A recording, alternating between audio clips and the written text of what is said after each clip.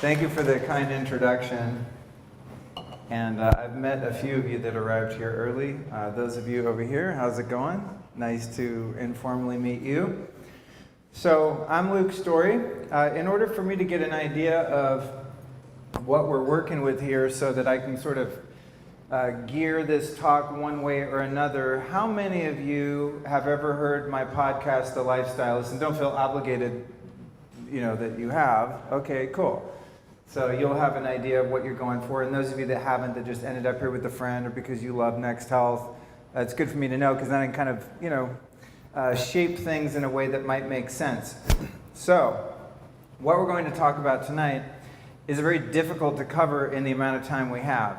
I tend to be very detail-oriented, and I go into a lot of detail when I talk about things that I'm passionate about and things that I'm somewhat knowledgeable about. What we're going to talk about tonight is how to live in a city like Los Angeles, or a similar city, with the types of challenges we have here to our well-being in general, and give you guys some really a wake-up call in terms of what we are dealing with, and then some mitigation techniques and things that you can implement in your life so that you can thrive and still have the conveniences and the things that we love about the city.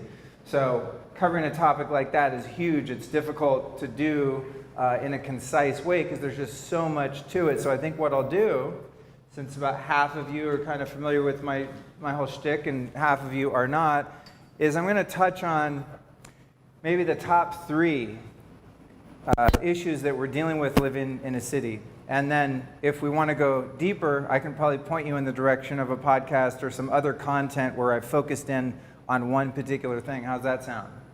Good? Okay. Because we could, just if we get into water, we could be here for a month, I really geek out on all things health, and especially ways that I can be healthy and still have the conveniences that we have living in the city here. So let's just go ahead and dive right in. For those of you that don't know me, I'll just briefly say, my name's Luke Storey. I used to work in the fashion industry for a long time, 17 years. 2 years ago, I retired from that and decided to pursue my passion, which is sharing information about health and spirituality with the world. And I have a podcast called The Life Stylist. You have a flyer on your seat for it, hopefully, and you can take that and check it out. I'm all about addressing the physical, but also the metaphysical. And we just recorded a podcast, as Dr. Shah was saying, where we talked about a bit of both of those. And so I do some talks where we only talk about meditation and mindfulness and prayer and yoga and all that. And then some are more focused on the physical. But I don't want to leave the metaphysical out.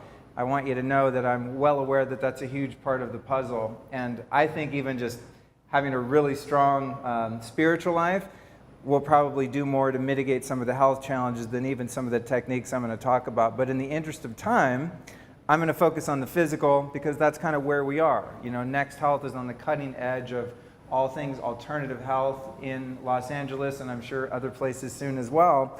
So we're going to dive into that, and as I said, I'm going to kind of give you the bad news and then the good news. Let's talk about the elements, all right? So we've evolved over however long we've been here. I'll leave that to the scientists in the room. A couple million years, maybe in this version, a couple 100,000 years, right?